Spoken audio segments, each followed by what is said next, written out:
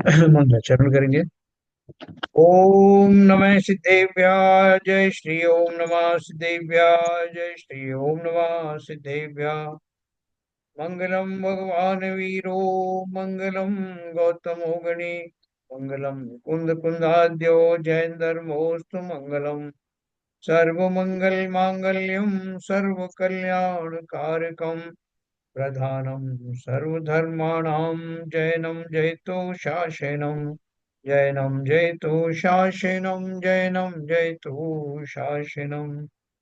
नमः समय साराय स्वानुभूत्या चकासते चित् स्वभावाय भावाय सर्वभावांतरच्छिदे। अध्यात्म अमृत कलश का सर्व विशुद्ध ज्ञानाधिकार अपने चरम पर है। और हमने कल तक हमने जो पढ़ा था कि अब हमें शीघ्र ही जैसे हमें मोक्ष होने वाला ही हो, या हम मोक्ष के मार्ग को सर्वथा समझने के बाद में उसको प्रशस्त करते हुए और उसके अंतिम चरण पर आ पहुंचे हो, ऐसी अवस्था में जीव उसको प्रारंभ से ही उपदेश देते हैं कि संसार में स्व आत्मा के अतिरिक्त जितने भी पदार्थ हैं, जितने भी अन्य वस्तुएं हैं, चेतन अचेतन, किसी में भी अपना ध्यान केंद्रित नहीं करना है। केंद्रित करना तो दूर की बात है, स्व के ध्यान से किंचित भटकने भी नहीं देना। तो कल उन्होंने जो बताया था कि जो बहुत सारे जीव जो है वो ऐसा मानते हैं कि हम सब जो है अलग अलग आत्माएं हैं, लेकिन हम दूसरी आत्माओं के चिंतन के माध्यम से भी मुक्ति को प्राप्त हो सकते हैं। और कहीं कहीं तो ये भी वर्णन है कि हम किसी एक विशेष आत्मा के अंश हैं। तो ये जो भ्रांतियां हैं, आज अपन उसका निवारण करने की बात करेंगे।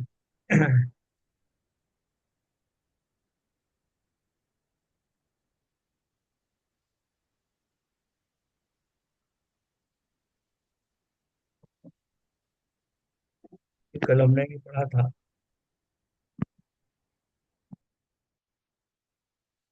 नाना विकल्पों को छोड़कर आत्मचिंतन ही सर्वश्रेष्ठ कार्य है, ऐसा प्रतिपादन करते हैं।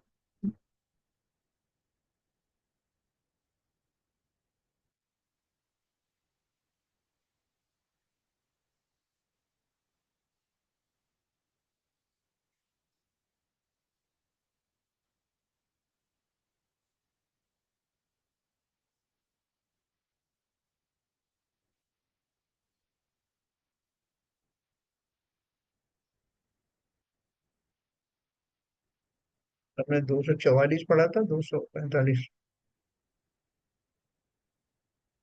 हाँ, ये पढ़ा था, राइट।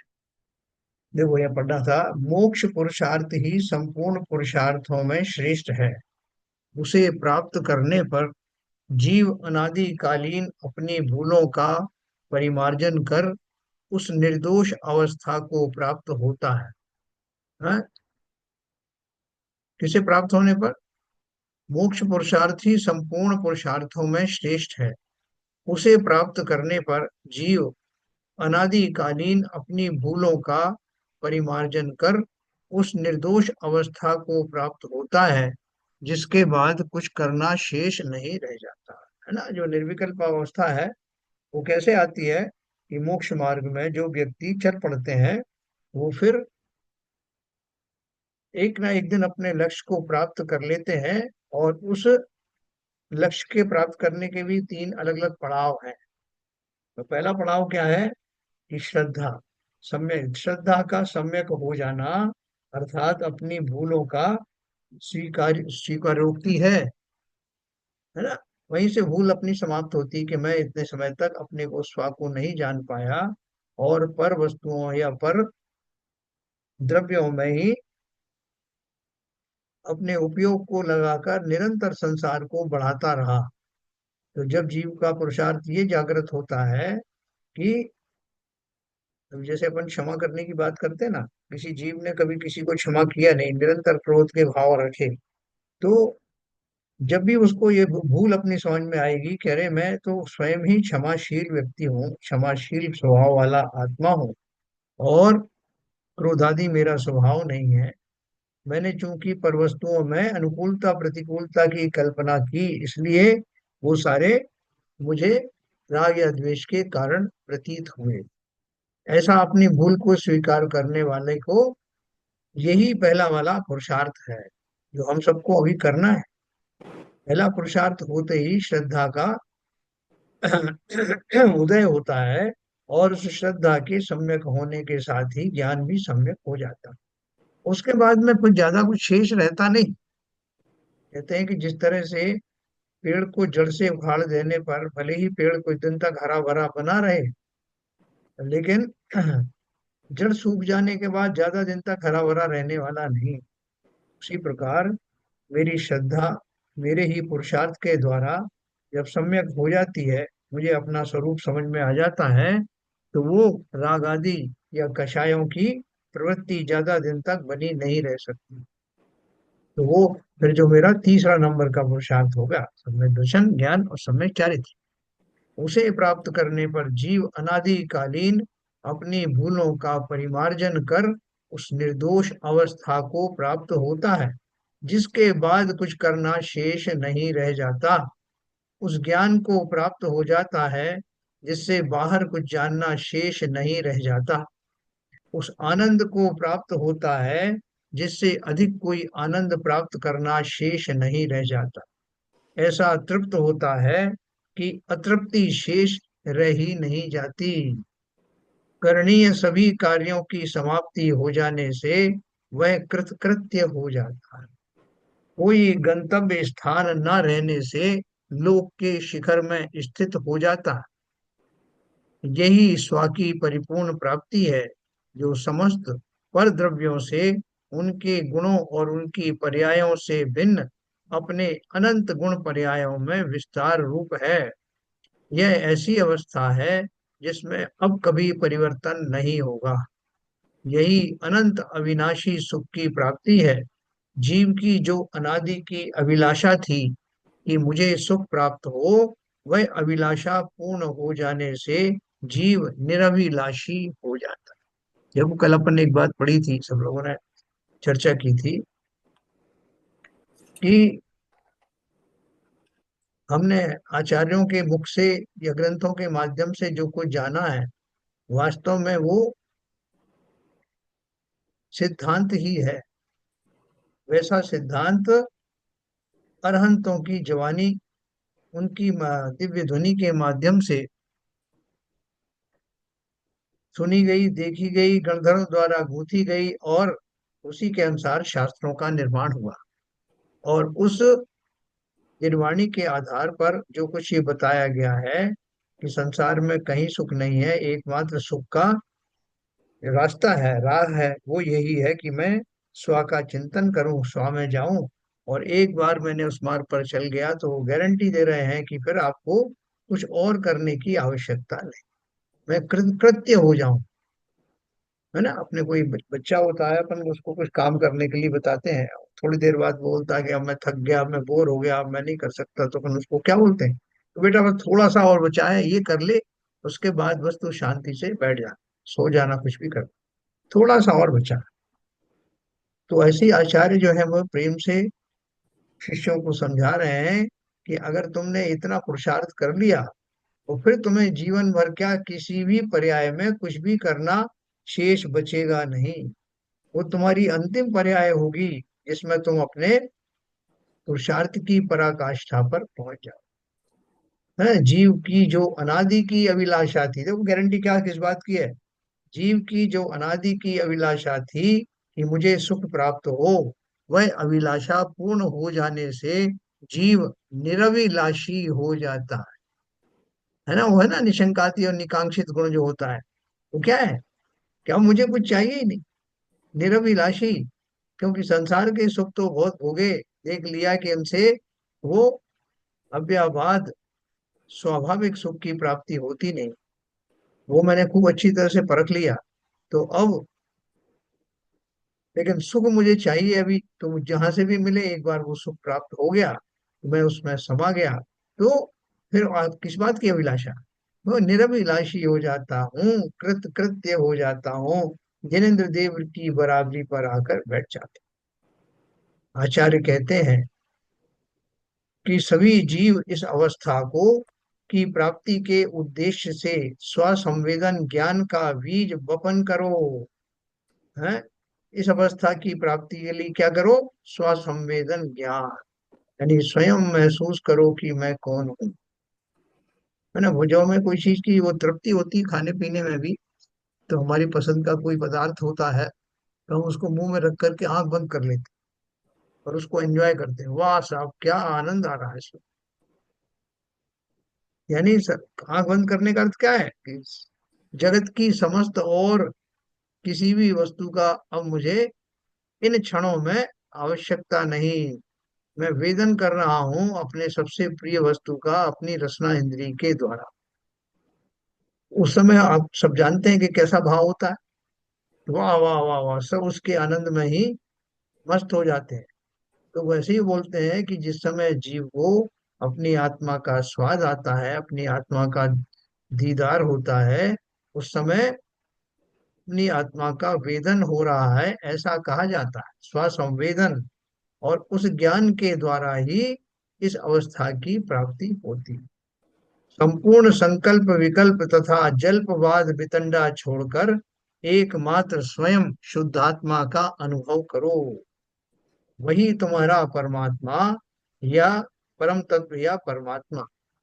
उसमें लीनता होने से उसकी जो परिपूर्ण प्राप्ति हो, उसे ही परमात्मा में लीन होना कहते हैं। जैसे मैंने आपसे कहा ना कि भाई साहब आंखें तक बंद हो गई और उसमें लीन हो गए कि क्या बढ़िया जो रसमलाई आई है, क्या बढ़िया खीर आई है, और उसके स्वाद में खो गए। तो वो जैसा उस समय जो अनुभूति होती है, वैसी अनुभूति, वैसे तो क्या संसार की कोई भी लौकिक वस्तु का उससे उदाहरण नहीं दिया जा सकता, लेकिन समझने के लिए यही लोकल उदाहरण होते हैं।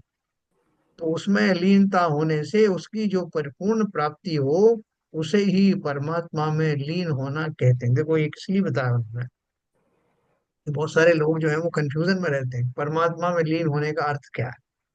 तो बोलते हैं और कुछ नहीं है, परमात्मा में लीन होने का अर्थ क्या है? परमात्मा कोई व्यक्ति विशेष नहीं, परम आत्मा, अपनी ही आत्मा में लीन हो जाना, परमात्मा में विलीन होना। तो परम तत्व या परमात्मा है, उसे ही परमात्मा में लीन होना कहते हैं। उससे भिन्न अन्य किसी ईश्वर या परमात्मा में लीन हो जाने की बात मिथ्या है। क्यों? क्योंकि पर की आत्मा में विलीन होने से आत्म सत्ता का नाश हो जाएगा। कल मैंने आपको बताया था कि ब्रह्म कुमारी के अंदर में जो उनकी मान्यता है, वो ये बोलते हैं कि हम सब छोटी छोटी बैटरी हैं, और वो सबसे बड़ी बैटरी वो भगवान की है ऊपर, कृष्ण जी की है, जिनको भी वो कहते हैं। और सारी बैटरी उससे कनेक्टेड है, उसी से चार्ज होती है। तो हम सब इंडिविजुअली, हमारी उतनी ही सत्ता है, इंडिविजुअली हम दिखाई देते हैं, लेकिन अल्टीमेटली हम उसी से जुड़े हुए हैं, उसी में विलीन हो जाते हैं। है ना। और बहुत सारे लोगों का और भी बात है, दूसरे जो दर्शन है, जैसे वैष्णव धर्म आदमी है, उसमें वो क्या मानते हैं कि वो अपनी अलग अलग आत्माओं की सत्ता तो मानते हैं, लेकिन कर्ता जो है वो ईश्वर को ही मानते हैं। उसमें भी 33 करोड़ जो देवी देवता हैं, उन सब की उपासना करने में वैकुंठ जाने का लाभ मिलता है। और जो ब्रह्मा विष्णु महेश हैं, वो सब अलग अलग हैं, उन सब की भी उपासना करते हैं कि कोई सृष्टि का पालनहारा है, कोई उसको नष्ट करने वाला है। ऐसा उन्होंने कल्पनाएं कर रखी हैं। तो बड़ा कंफ्यूजन है। एक तरफ तो इंडिविजुअल को उनके कर्मों का फल मिलना ये बताते हैं, और दूसरी तरफ उन भगवानों की उत्पत्ति और उनका अस्तित्व भी बताते हैं, जो समय समय पर आपको दंड आदि देते हैं, पारितोषिक देते हैं, भक्तों की उसमें श्रद्धावश चले आते हैं। ऐसे बहुत सारा मिला जुला भाव है, जिसमें ये क्लैरिटी नहीं है कि स्वयं के कार्य का फल स्वयं को मिलता है या उसमें ईश्वर का कोई इंटरफेरेंस है। अगर ईश्वर का इंटरफेरेंस नहीं है, तो फिर स्व सत्ता स्व आत्मा का चिंतन ही मात्र उसी की उपासना, जैसे जैन धर्म में बताई है, वही सिद्धांत लागू होता है। और अगर उनका इंटरफेरेंस है तो हम कितनी भी भक्ति भाव करें, कितने भी अच्छे कार्य करें या बुरे करें, तो वो उससे भगवान सब ठीक कर देंगे। ऐसे कई कई इसमें जो धारणा है वो मिक्स होकर के बड़े कंफ्यूजिंग स्टेज में है। एकमात्र जैन दर्शन में बहुत क्लैरिटी के साथ में ये बात बताई है कि संसार किसी के द्वारा बनाया नहीं गया, कोई इसका करता नहीं, ये स्वयं सिद्ध सृष्टि है और ये कभी नष्ट होती नहीं। कर्म सिद्धांत के रूप में प्रत्येक जीवात्मा अपना अपना भला कर सकती है, और कोई किसी से दूसरी आत्मा से कनेक्ट नहीं है। बल्कि कनेक्ट अगर हो गई तो फिर उसकी जो स्वतंत्रता है वो छिन जाती है, उसका स्वयं का अस्तित्व ही समाप्त हो जाता है। यही उन्होंने लिखा। उससे भिन्न अन्य किसी ईश्वर या परमात्मा में लीन हो जाने की बात मिथ्या है। पर की आत्मा में विलीन होने से तो आत्मसत्ता का नाश हो जाएगा। ऐसी मुक्ति जिसमें अपनी सत्ता ही मिट जाए, कौन बुद्धिमान स्वीकार करे। अतः ग्रंथ में जो प्रथम नाना चर्चाएं की हैं, नाना विकल्प उठाए हैं, वे तुम्हारे भ्रम को दूर कर यथार्थ तत्व समझाने के लिए ही उठाए हैं, है ना, जो प्रश्नोत्तर के माध्यम से। अब उन सबको दूर कर अपने आत्म तत्व का ही अनुभव करो। है ना, जो कुछ समझ समझाया था तरह तरह की उदाहरण देके, तरह तरह तरह की बातें करके, और उनका पटाक्षेप होने का समय आ गया। अब तो तुम क्या करो, अपनी आत्मा का अनुभव करो। क्योंकि इन प्रश्नों के माध्यम से, चर्चाओं के माध्यम से हम अपनी आत्मा को, आत्म तत्व को, अपने स्वभाव को भली भांति जान गए तो उसमें लीन होने का समय आ गया। स्वसंवेदन ज्ञान जगत को देखने का एकमात्र चक्षु है। देखो क्या बोला, जो संसार को निर्विकार भाव से देखने और समझने की जो हमारी योग्यता है, वो कब सबसे अधिक प्रकट होती और कैसे प्रकट होती। देखो कलश, कलश में पढ़ते हैं, इदमेकम जगत चक्षुरक्षयम याति पूर्णताम विज्ञान घनमानंदमय मध्यक्षताम नयत। यह ज्ञान मात्र तत्व जगत का एकमात्र नेत्र है। यह ज्ञान के घन स्वरूप तथा आनंद से भरे हुए अक्षय आत्मा को प्रत्यक्ष ही दिखाता हुआ स्वयं पूर्णता को प्राप्त होता है ना। भावार्थ में पढ़िए, यह वस्तु तत्व का प्ररूपक अध्यात्म ग्रंथ। अभी ग्रंथ के कंक्लूजन चलने होने वाला है, इसलिए वो ये लाइनें आ गई। यह वस्तु तत्व का प्ररूपक अध्यात्म ग्रंथ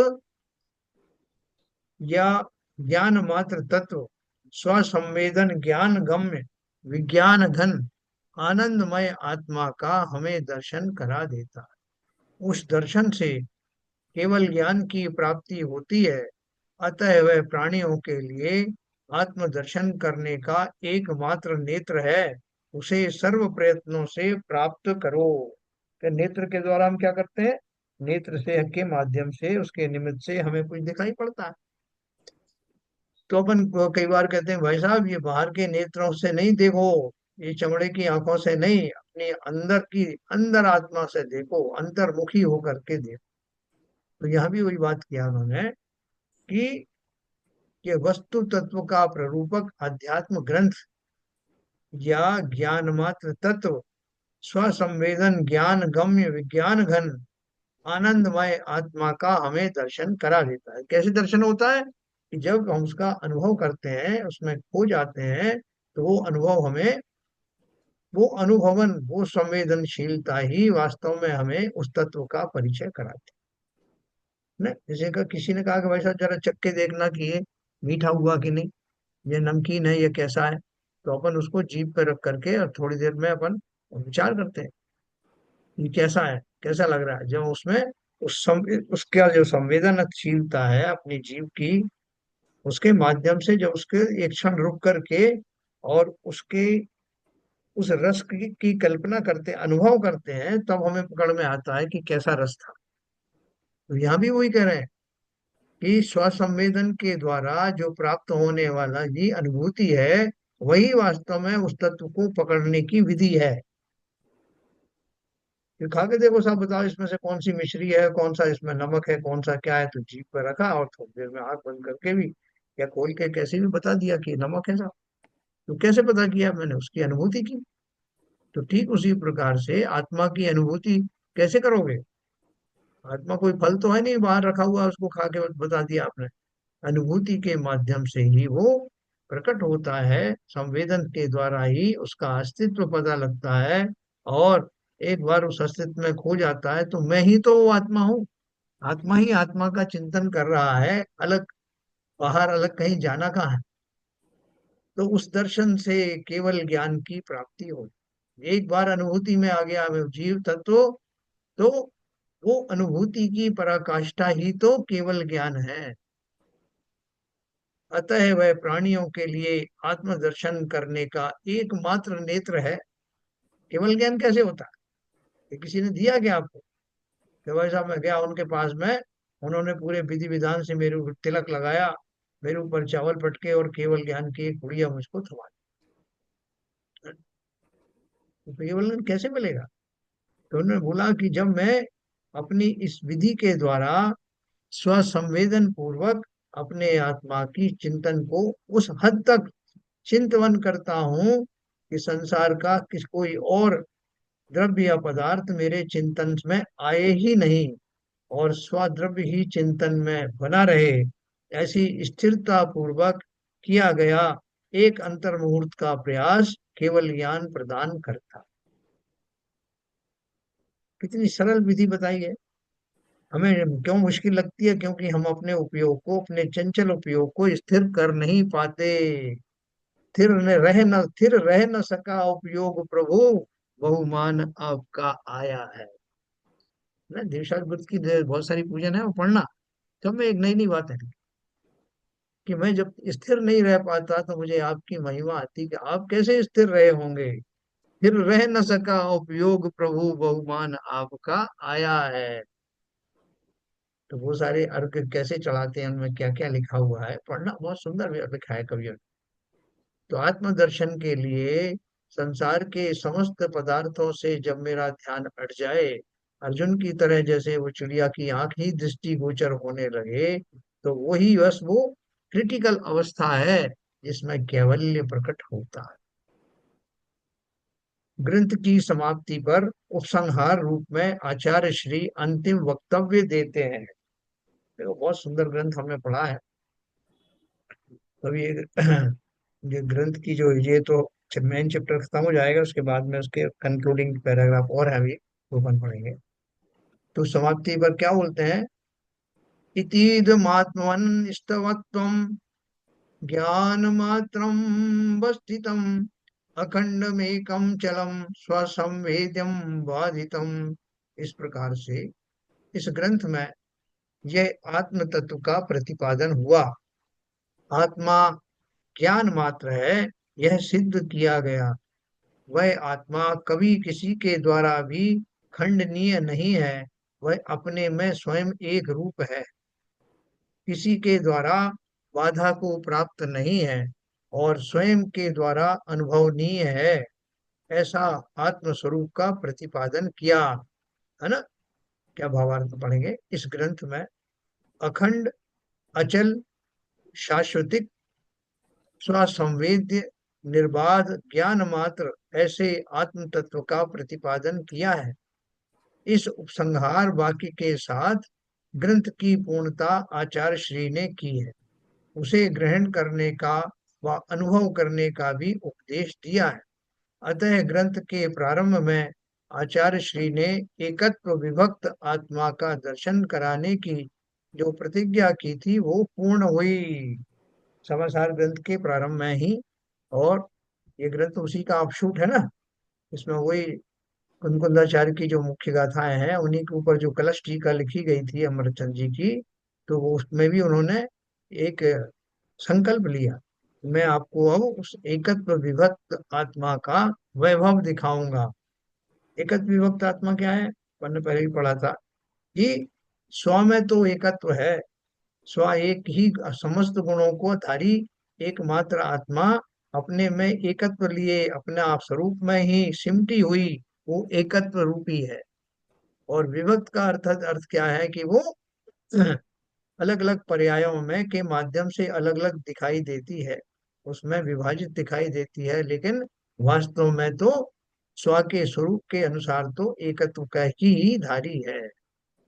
उसका उपयोग अलग अलग बटा हुआ दिखाई देता है, उस दृष्टि से उसे विभक्त कहते हैं, या गुणों की दृष्टि से विभिन्न विभिन्न गुणों की दृष्टि से विभक्त कह सकते हैं।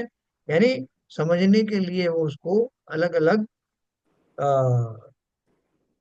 दृष्टि से समझाया जाता है, लेकिन एकत्व भाव से आत्मा का संपूर्ण गुणों का धारी एक ज्ञान पिंड आत्मा में हूँ, ऐसा एकत्व विभक्त के बारे में अपन ने बताया था।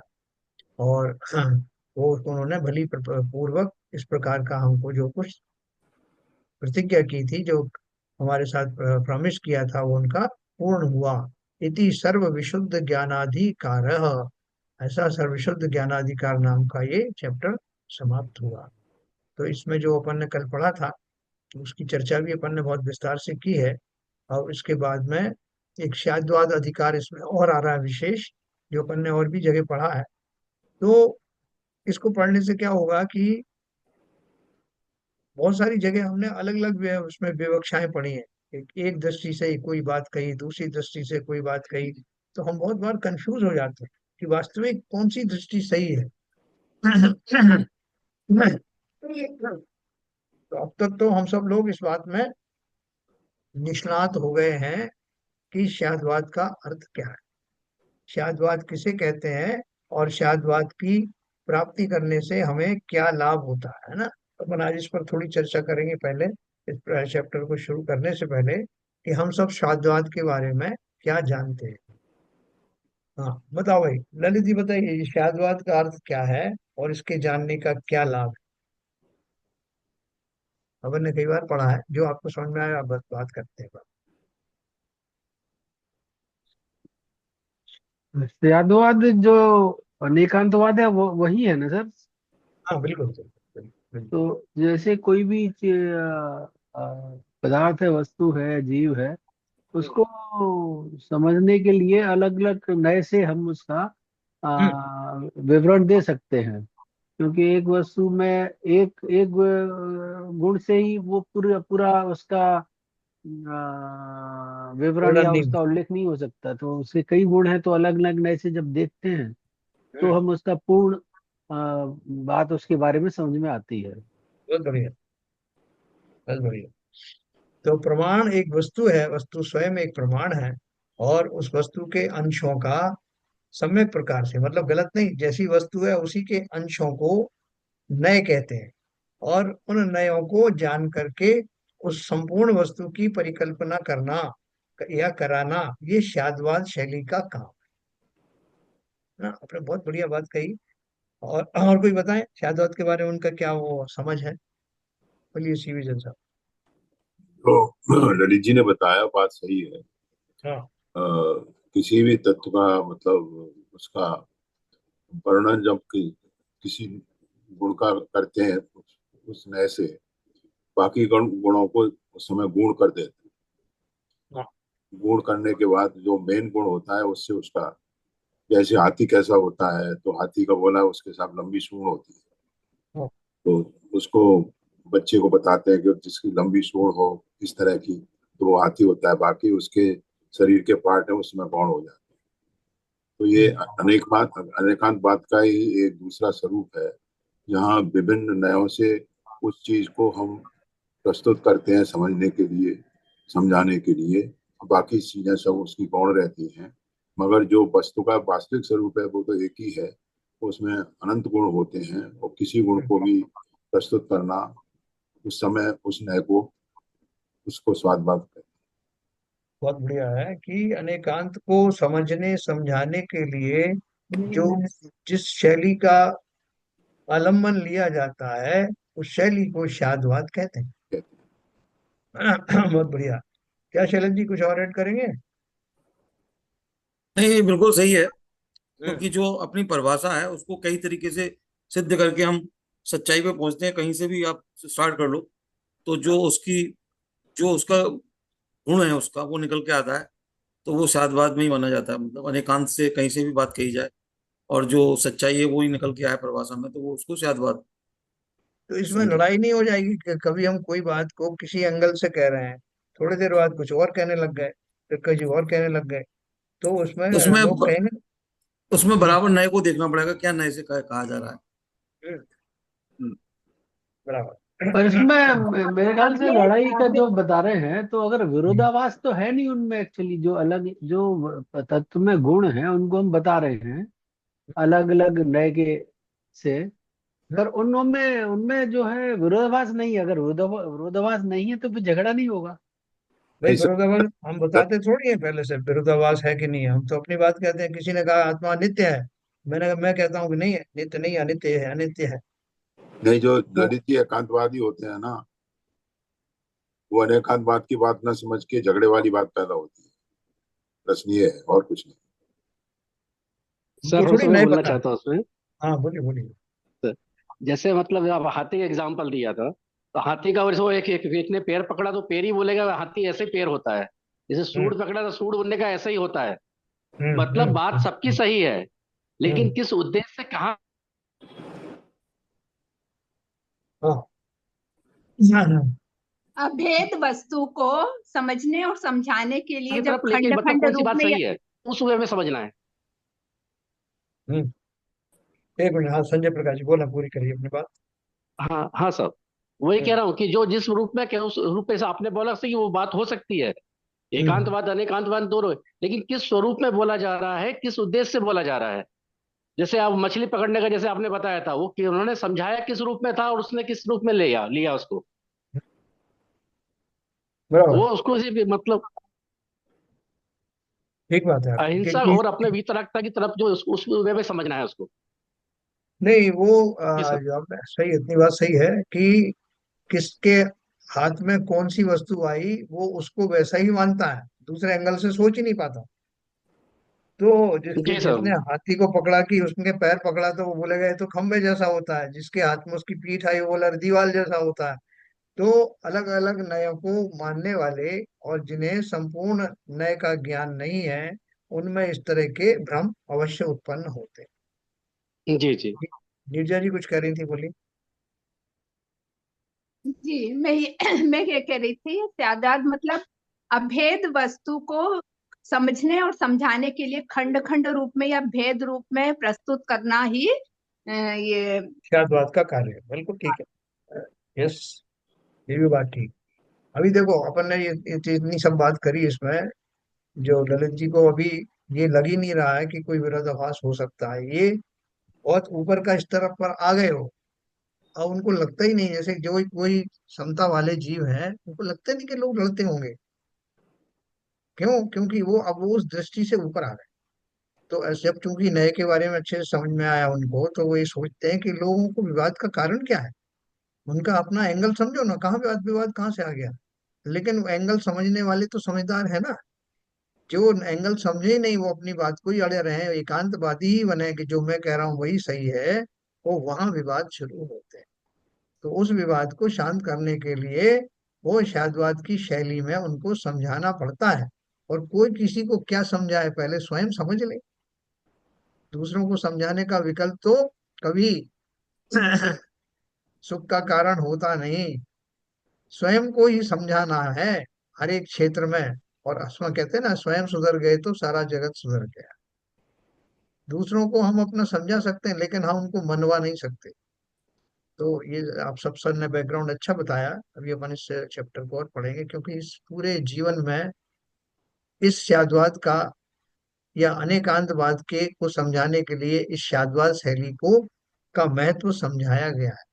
और हम इस बात को अच्छे से समझ जाएं तो हमको ही बहुत ज्यादा शांति मिलेगी। तो अपन इसमें और थोड़ा सा स्टाइल अलग होगी उनकी समझाने की, अपन समझते हैं और इसका आनंद लेते हैं।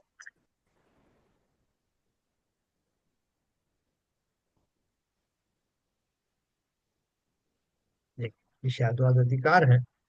वस्तु स्वयं अनेक धर्म वाली है, अतः अनेकांत स्वरूप है।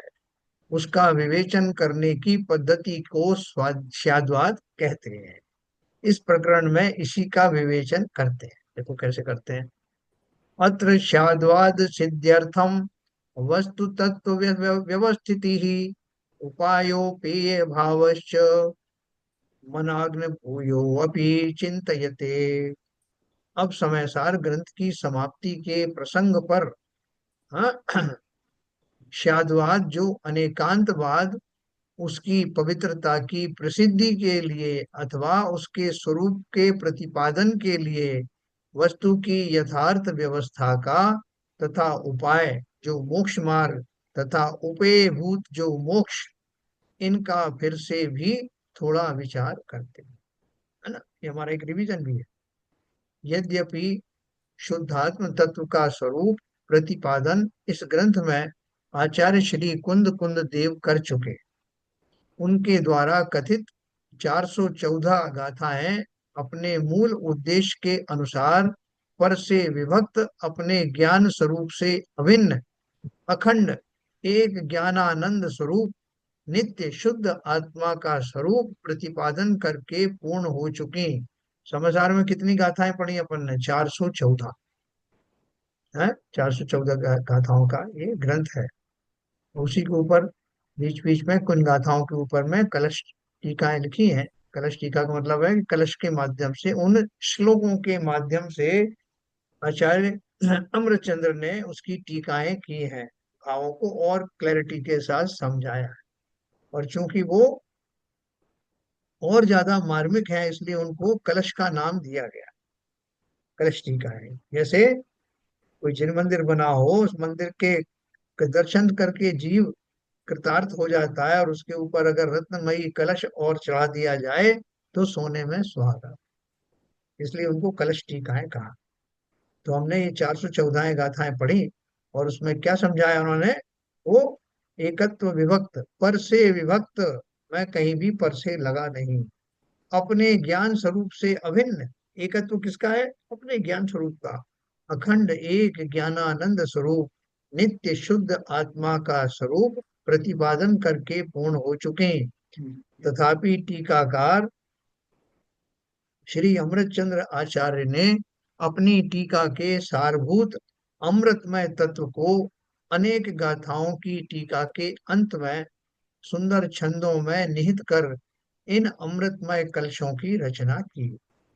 वस्तु तत्व की व्यवस्था अनेकांत रूप है, एकांत रूप नहीं है, है ना। समझना, अभी समय आ गया उसको, इस सिद्धांत को इतनी अच्छी तरह से समझ लेना कि हमें कोई कंफ्यूजन ही ना हो। वस्तु तत्व की व्यवस्था अनेकांत रूप है, एकांत रूप नहीं है। वे इस प्रकरण में ऐसी शाद्वाद पद्धति से यह सिद्ध करते हैं। यह आत्मा स्वयं द्रव्य दृष्टि से परम पारिणामिक भाव में सदा काल नित्य शुद्ध है। कौन सी अवस्था से? भाव, द्रव्य के रूप से। द्रव्य के रूप से मतलब उसके स्वभाव के रूप से। कैसा है?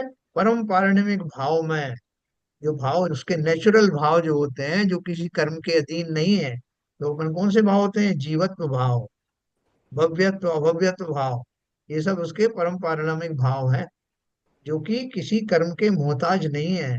वो तो उसके अंदर नैसर्गिक रूप से रहते हैं। सदा काल नित्य शुद्ध है। कर्म तथा तन निमित्त जन्य विकार इसके स्वभाव में नहीं है। तथापि पर्याय दृष्टि से वही आत्मा वर्तमान दशा में अशुद्ध है। कर्म संयुक्त आत्मा तन निमित्त जन्य कालिमा से तन्मय हो रहा। सभी द्रव्यों के बारे में अपन बात करते हैं।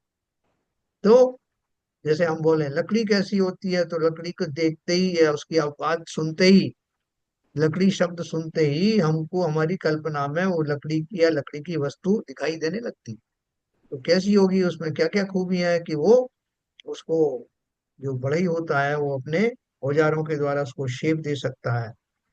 हालांकि वो ऐसा मूर्ति नहीं जैसे लोहा मुड़ता है, लेकिन उसको अलग अलग शेप में बनाया जा सकता है। वो किंचित सॉफ्ट भी होती है, किंचित हार्ड भी होती है, लेकिन लोहे जैसी हार्ड नहीं होती, रुई जैसी सॉफ्ट नहीं होती, है ना। तो ये जो वस्तुओं का जो स्वरूप है वो वस्तु का स्वरूप उसका ओरिजिनल स्वभाव है वो, लेकिन उनके जो विभाव भाव हैं वो विभाव भाव भी उसी वस्तु में होते हैं।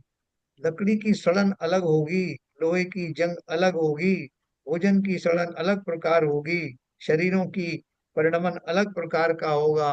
हर वस्तु का परिणमन, चाहे वो स्वभाव तो सबका अपने अपने हिसाब से है ही, लेकिन उनका जो विभाव रूप परिणमन है वो भी उनके स्वभाव के अनुसार ही होगा। लकड़ी में जंग नहीं लगेगी, लोहे में जंग। तो कितनी विचित्र बात है कि जिस तरह स्वभाव, प्रत्येक वस्तु का स्वभाव दूसरी वस्तु के स्वभाव से मिलता नहीं, ठीक उसी प्रकार से प्रत्येक द्रव्य का विभाव रूप परिणमन भी उस द्रव्य की योग्यता अनुसार ही होता है, जो उसको शोभित होता है। ये आज जो मनुष्य पर्याय में या पशु पर्याय में या नारकी पर्याय में मुख्य रूप से जो क्रोध आदि पाए जाते हैं, वैसा क्रोध आदि पुद्गल में नहीं पाया जाता। आपने देखा किसी पत्थर को क्रोधित होते हुए? तो हर एक वस्तु का स्वभाव यूनिक है। जीव द्रव्य में भी अलग अलग जीवों के द्रव्यों के विभाव भाव तो अलग अलग हो सकते हैं, स्वभाव सबका एक है। और विभाव की जो परिणति है वो भी अलग अलग दशाओं में अलग अलग होते हैं, लेकिन होंगे सब जीवों के ही। जिस तरह के विभाव परिणाम जीव के होते हैं उसी तरह के होंगे जीव के। पुद्गल वाला जो सड़न आदि है वो जीव में नहीं होगी। तो इसलिए बहुत यूनिक चीज है। इसी बात को उन्होंने शाद्वाद के जरिए समझाया। ये अगर हमको समझ में आ गया, इस या समझने क्यों समझना क्यों चाहते हैं, जिससे हमें शास्त्रों की बात समझ में आए, हमें उस एकांत कथन की बजाय अनेकांत कथन का दर्शन हो, और मैं अपनी आत्मा को सब एंगल से भली भांति जान करके उसमें मैं तन्मय होने जा रहा हूं ना, तो उसको पूरी तरह जानना चाहता हूँ। तो जानने के लिए एक टूल है ये। शाद्वाद एक ऐसा टूल है जिसके माध्यम से मैं अपने को हर एंगल से जान पाऊंगा। अपने को तो जानूंगा ही जानूंगा, जो मेरा मुख्य लक्ष्य है। साथ ही संसार में रहते हुए व्यवहार दृष्टि से और वस्तुओं को भी हर एंगल से जान लूंगा, तो मुझे उनके प्रति किसी तरह के विभाव भाव की या राग द्वेष की परिणति में जाना नहीं पड़ेगा। तो ये आत्मा स्वयं द्रव्य दृष्टि से परम पारणिमिक भावमय सदा काल नित्य शुद्ध है। कर्म तथा तन निमित्त जन्य विकार इसके स्वभाव में है ही नहीं। तथापि पर्याय दृष्टि से वही आत्मा वर्तमान दशा में अशुद्ध है। तो दोनों बातें स्वीकार करो ना। जब मैं कहता हूं कि भैया मैं तो हूँ शुद्ध निराकुल सिद्धों सम, तो ये कहते हुए मुझे, मैं भले ही उस समय अनुभूति में इतना पक्का हो गया कि कोई मुझसे आगे गए, क्या बात कर रहे हो आप, तो इतने तन्मय हो रहे हो कि आप बहुत शुद्ध। हाँ मैं बिल्कुल शुद्ध हूँ। उस समय की जो इस मन स्थिति है उसमें मैं क्या देख रहा हूँ, इस अपेक्षा से बोल रहा हूँ। उस स्वभाव दृष्टि में खो गया हूँ। फिर थोड़ी देर बाद में यहाँ भी कहने लगे कि भैया भगवान जी से बार बार प्रार्थना कर रहा हूँ कि मेरी ये अशुद्ध दशा कब जाएगी, ये राग द्वेष मेरे कब समाप्त होंगे, कब मैं आप जैसा बनूंगा। तो कोई बगल में बैठा हुआ व्यक्ति या बच्चा पूछे कि अभी 2 मिनट पहले तो आप बोल रहे थे मैं तो परम शुद्ध हूँ, फलाना हूँ, ढिमका हूँ, भगवान जैसा हूँ, और अभी आप जो है वो रोग आ रहे हो कि मेरे राग द्वेष कब जाएंगे। बोले भाई साहब वो बात भी सही थी और ये भी सही। ये अजीब बात नहीं, आप दोनों बातें कैसे सही हो सकती, दोनों में से एक ही सही हो सकती। तो जिन्हें शाद्वाद का ज्ञान नहीं है उनको इस तरह का भ्रम उत्पन्न होना स्वाभाविक है। वर्तमान दशा में अशुद्ध है, कर्म संयुक्त आत्मा तन निमित्त जन्य कालिमा से तन्मय हो रहा है। सम्यक दर्शन ज्ञान चारित्र स्वरूप अपनी परिणति को जब प्राप्त होता है, तब वह आत्मा स्वयमेव अपनी पवित्र दशा को प्राप्त करने के लिए उपाय भूत है? जब हम बोलते हैं कि भाई साहब ये अब मंदिर जरूर पहुंच जाएगा, 1,000 सीढ़ी वाले मंदिर, और कैसे मालूम? वो चढ़ गया ना, सीढ़ी चढ़ रहा है आपके सामने। जिसने पहली सीढ़ी पे कदम रखा ही नहीं था उसके लिए तो हम कह नहीं सकते थे कि ये मंदिर चढ़ जाएगा, लेकिन जो अभी उस पर चला गया, आधी दूर तक चला गया है, तो उसको तो हम विश्वास से कह सकते हैं कि ये अवश्य ही पहुंचेगा। तो यहाँ हमने बोला सम्यक दर्शन ज्ञान चारित्र स्वरूप अपनी परिणति को जब प्राप्त होता है, तब वह आत्मा स्वयं अपनी पवित्र दशा को प्राप्त करने के लिए उपाय भूत है, अर्थात साधक दशा में है। तदनंतर आत्मा जैसा द्रव्य दृष्टि से पवित्र शुद्ध था, वैसा रत्नत्रय के बल से पर्याय रूप में भी अपनी कालिमा का नैमित्तिक भावों का अभाव कर सुविशुद्ध हो जाता है। हम और अब क्या है, स्वभाव दृष्टि से शुद्ध निराकुल हूँ, सिद्धों सम हूँ, लेकिन पर्याय दृष्टि से संसारी हूँ।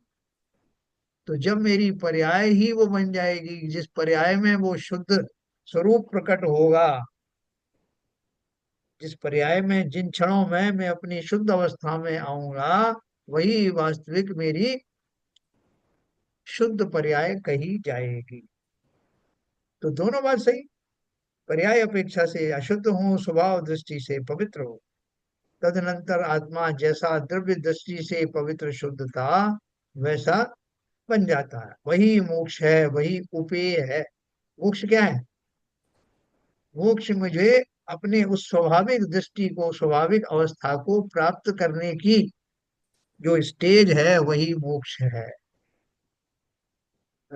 बाकी सब तो पद जो है नकली पद है ना। आप कलेक्टर बन गए, आपको कलेक्टर की कुर्सी पे बिठा दिया, फिर आप रिटायर हो गए, आपको उठा के वहां से कहीं और भेज दिया गया, उस कुर्सी पे कोई और बैठ गया। राज सिंहासन, राज पे राजा कोई और बैठा है, कितने राजा आए चले गए। ये संसार के जितने भी पद हैं, वो सब तो नश्वर पद हैं, अननेचुरल हैं। नेचुरल पद तो मेरी स्वयं की वो अवस्था है, मेरी ही नहीं, समस्त द्रव्यों की। लकड़ी को मोक्ष हो गया, है ना, वो जो बाबा रामदेव बीच बीच में हर चीज के लिए मोक्ष कहते हैं, उसको मोक्ष हो गया। उस मोक्ष, तो उनका मोक्ष का अर्थ क्या है? अपनी नैसर्गिक अवस्था को प्राप्त करना ही मोक्ष होना है। तदनंतर आत्मा जैसा, हाँ, वही मोक्ष है, वही उपेय है। प्रकार अंतर से आत्मा ही उपाय भूत है, तथा वही उपेय भूत है। उपाय भूत और उपेय भूत में क्या फर्क है? उपेय तो लक्ष्य है, जहां मुझे जाना है, और उपाय उसकी साधना है। तो बोल रहे हैं कि वास्तव में तो आत्मा ही साधक है, और आत्मा को ही प्राप्त करने से आत्मा ही उपेय है। आत्मा को आत्मा के द्वारा आत्मा में प्राप्त करना, यही मेरा लक्ष्य है। भेद विवक्षा से ऐसा कह सकते हैं कि आत्मा कथनचित उपाय स्वरूप है, तथा कथनचित उपेय भूत है। यानी एक अपेक्षा से, कथनचित माने किसी अपेक्षा से ऐसा कथन किया जाता है कि आत्मा उपाय स्वरूप है, साधक है। मैं 12वें गुण स्थान तक साधक रहता हूँ ना, छद्मस्त रहता हूँ, और उसके किसके लिए क्या साधना कर रहा हूँ? मैं अपनी उस स्थिति को और एक स्टेप ऊपर लाने की साधना कर रहा हूँ। और जैसे ही वो स्थिति आती है 13वें गुण स्थान में, मैं कैवल्य का धारी हो जाता। कथनचित उपेय भूत हूँ, मैं ही मेरा साधक हूँ, मैं ही मेरा साध्य हूँ। इस प्रकार शाद्वाद से वस्तु तत्व की व्याख्या सिद्ध होती है। यद्यपि पूर्व कलश में कहा गया था कि आत्मन स्तत्वम ज्ञान मात्रम वस्थितम, अर्थात आत्म तत्व ज्ञान मात्र है, ऐसी व्यवस्था सिद्ध है। अभी आत्मा किससे बना है? बोले साहब वो आत्मा कैसे मिलेगा मुझे? अपन क्या कल्पना करते हैं कि कोई आत्मा नाम की कोई चीज कहीं पे रखी है किसी कमरे में, एक कुर्सी के ऊपर, और वो कमरा खुले और मुझे परमिशन मिले कि जाओ उठा लो अपनी आत्मा, और मैं जाता हूँ उसे उठा करके आत्मा को देखता हूँ, परखता हूँ, और बहुत खुश होता हूँ। तो इस प्रोसेस में आत्मा एक अलग वस्तु हुई, मैं अपने शरीर के साथ में एक अलग विद्रव्य हो गया, और वो आत्मा कोई एक अलग एंटिटी हो गई। उससे मेरा संपर्क स्वामी स्वामित्व वाला रहा। ऐसी तो आत्मा है नहीं। तो कैसी आत्मा है? आत्म तत्व ज्ञान मात्र है, ऐसी व्यवस्था सिद्ध है। वो कोई फिजिकल चीज से बनी नहीं है जिसे उठा करके आप ले आओ, वो तो आप स्वयं ही हो। और ज्ञान ही उसका जो मूलभूत आधार है।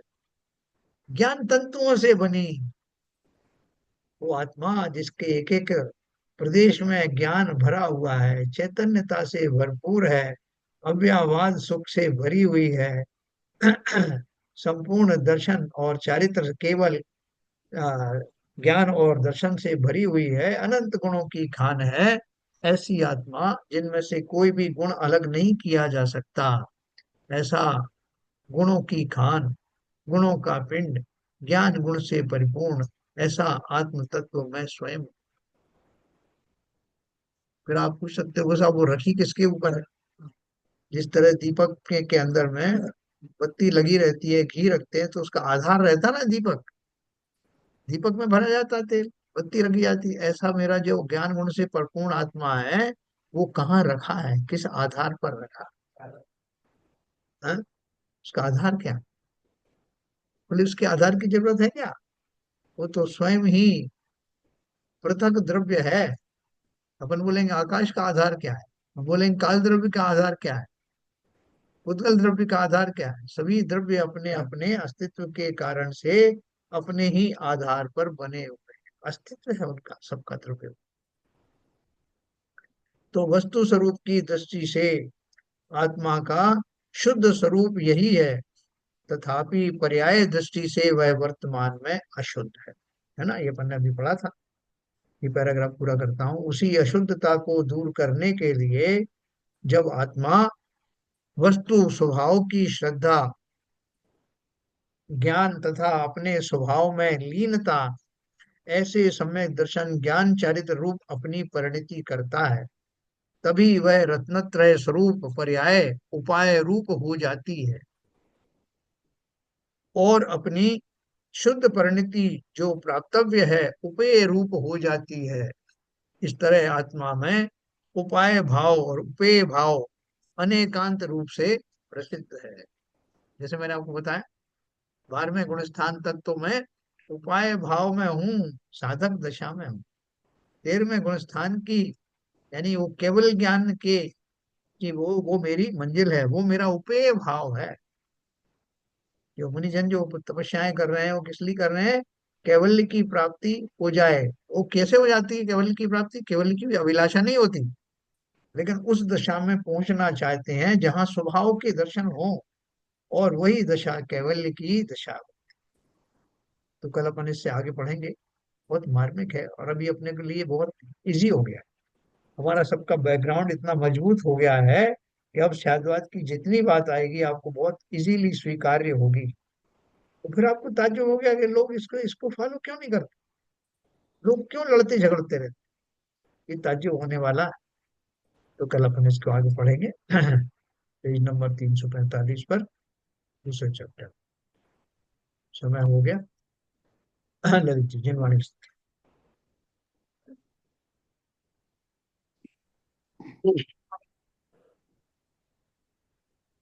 मिथ्यतम नाश वे को ज्ञान के प्रकाश वे को अपर भास वे को भानु सी बखानी है।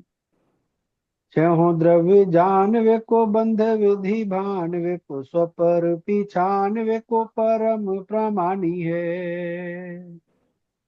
अनुभव बताए वे को जीव के जताए वे को काहू न सताए वे को भवे और आनी है।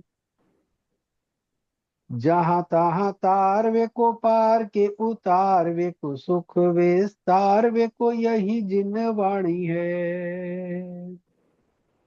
हे जिनवाणी भारती तो है जपूदन रैन, जो तेरी शरणा गए सो पावे सुख चैन।